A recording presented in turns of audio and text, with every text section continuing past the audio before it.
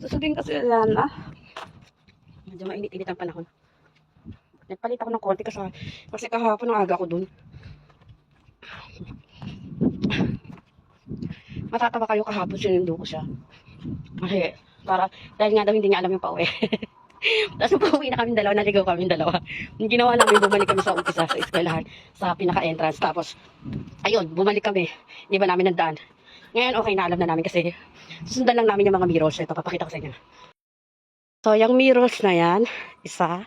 Tapos, itong iskinita na to, papasok ako dito. Ayun, yung may mga bandi-bandila. Hiningal ako. Nalulus pa yung pants ko, nalalaglag. So, yan, may nakikita na ako ibang estudyante na uwian na dito sa kabilang side. So, yun lang. Actually, dito sa pag-video, ayan na nga, nakikita ko na ibang estudyante.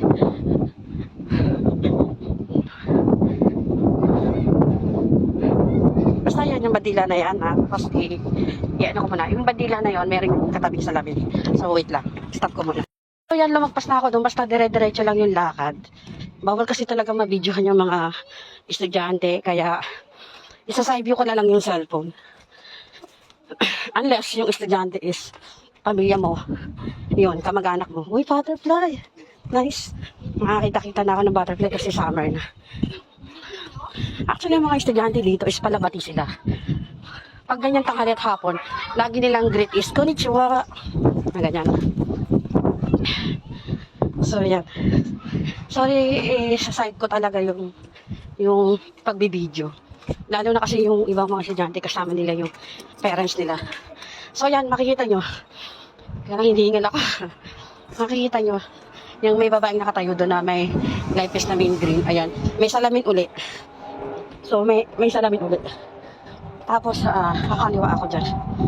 Tama ba yan?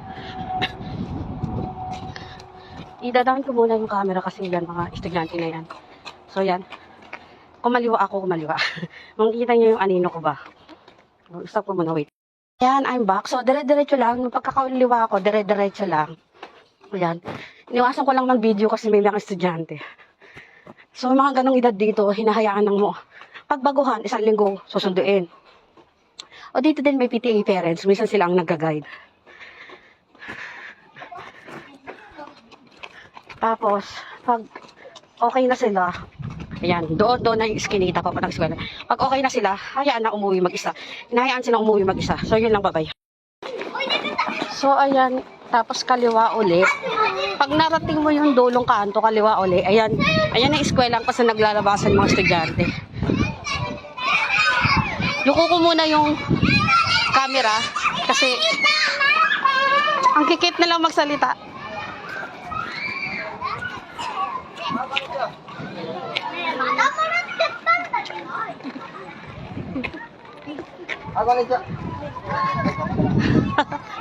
So yan, sabi ko kaya na susunduin ko siya.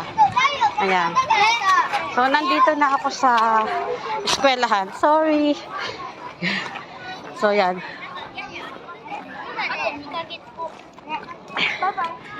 Ito yung kusan sila ng PPE.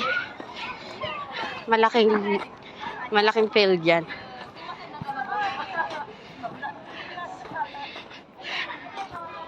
So, for sure hinahanap pa na ako ni Ayana.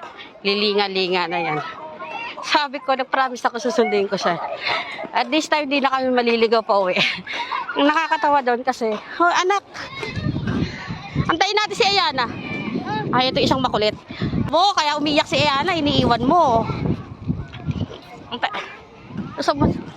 Antayin natin si Ayana. Yan, nauna na si Ruichi, nagpaalam siya. Gusto niya sasabay siya sa kaklase niya umuwi. Napaka-independent na ni Ruichi. Si Ruichi, pagdating naman sa mga bagay-bagay, ang dali niya makabisad. Ayan na pala yung isa. Tumatakbo na. So, bye-bye.